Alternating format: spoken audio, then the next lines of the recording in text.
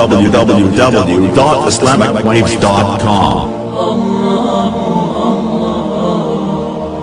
اور اجتماعی امت بنو، امت بنو، امت بنو، امت بنو، فرقے نہ بنو، امت بنو، فرقے نہ بنو، امت بنو، فرقے نہ بنو، امت بنو۔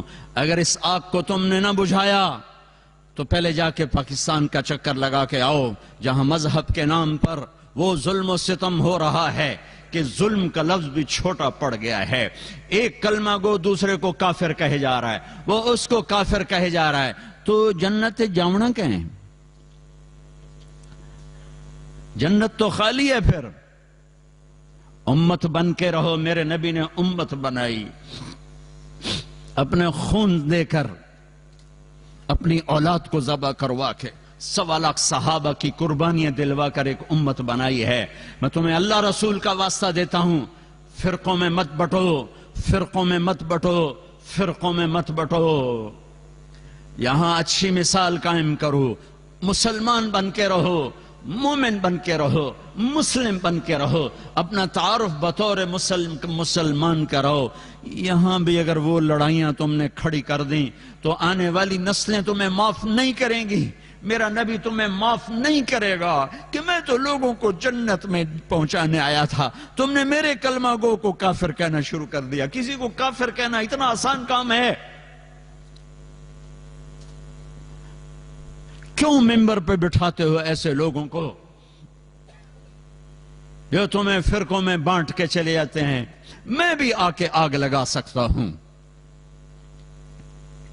لیکن میں نے اللہ کے رسول کو جواب دینا ہے۔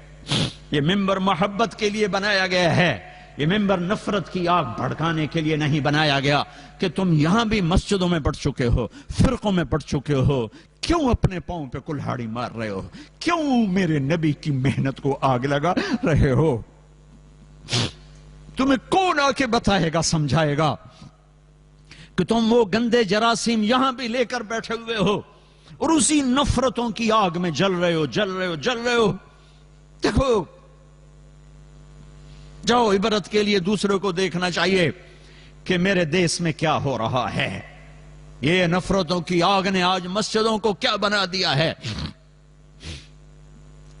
معصوموں کا خون دین کے نام پر، بے گناہوں کا خون دین کے نام پر کس نے یہ آگ لگائی ہے؟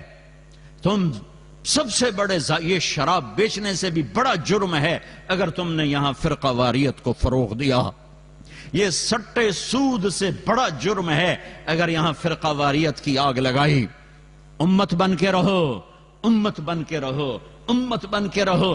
جو تمہارا مذہب مسلک ہے اسے سینے سے لگاؤ، پر کسی سے نفرت کیوں کرتے ہو؟ نہ کرو نفرت۔ پتہ نہیں کون سی ادا میرے اللہ کو پسند ہے اور اللہ جنت کا فیصلہ کر دے۔ تم کسی کے ٹھیکیدار ہو، تو کریم مہربان ہے، ایک کوئی عمل پسند آتا ہے اور جنت کا فیصلہ کر دیتا ہے۔ ساری زندگی کی عبادات کو ایک کوئی عمل ناپسند آتا ہے، دھتکار کے پھینک دیتا ہے۔ بے نیاز ہے۔ اپنے نبی کی محنت کو آگ نہ لگاؤ، اپنے نبی کی محنت پر پانی نہ پھیرو، اپنے دین کو بدنام نہ کرو، اپنے قرآن کو بدنام نہ کرو۔ اختلاف رائے رہے گا، اختلاف رائے رہے گا، ایک دوسرے کی عزت کرنا سیکھو، ایک دوسرے کو گلے۔ میرے نبی نے عبداللہ بن ابی کو گلے سے لگا کے نہیں رکھا۔ تم جانتے ہو عبداللہ بن ابی کون ہے؟ ابو جہل سے بڑا کافر، ابو جہل سے بڑا کافر۔ ابو جہل اوپر کی دوزخ میں ہے، عبداللہ بن ابی نیچے کی دوزخ میں ہے، لیکن اس نے ظاہری کلمہ پڑھا، میرے نبی نے سینے سے لگا کے رکھا۔ وہ مر گیا تو ان کے بیٹے سچے صحابی تھے، یا رسول اللہ میرا باپ مر گیا، اپنا کرتا دے دیں، کفن پہناؤں۔ آپ نے کہا یہ لو شاید بخشا جائے۔ آپ کو بھی پتہ نہیں بخشا جائے گا۔ کہا یا رسول اللہ میرے باپ کا جنازہ پڑھ دیں۔ کہا میں حاضر ہوں۔ جا کے جنازے پر کھڑے ہو گئے، آگے عمر سامنے آ گیا، یا رسول اللہ یہ آپ کیا کر رہے ہیں؟ کہا کیوں؟ کہا آپ کو پتہ نہیں یہ کون ہے؟ کہا پتہ ہے۔ کہا تو پھر جنازے کیوں پڑھا رہے ہیں؟ کہ شاید بخشا جائے، شاید بخشا جائے. تم ایک مسلمان کو کہتے ہو یہ منافق ہے، یہ کافر ہے. یہ تمہارا ملک ہے کہ یہاں سے لوگ حج پہ جاتے ہیں اور مکے کے امام کے پیچھے نماز نہیں پڑھتے، مدینے کے امام کے پیچھے نماز نہیں پڑھتے. وہ کہاں سے؟ جہاں سے اسلام آیا تھا ان کو ہی تم نے کافر بنا دیا، تو اسلام پھر ہے کہاں؟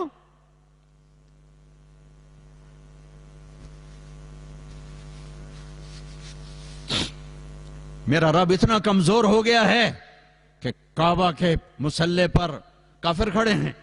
مدینہ مسجد نبوی، میرا نبی اتنا کمزور ہو گیا ہے کہ ان کے مصلی پر کافر کھڑے ہیں، گستاخ رسول کھڑے ہیں. کچھ تو عقل سے کام لو، کچھ تو روکو ان لوگوں کو جو یہاں تک تمہیں پہنچا رہے ہیں. کچھ تو دین سیکھو، کچھ تو دین سیکھو. اتنے غافل تو نہ بنو، اتنی آگ تو نہ بھڑکاؤ.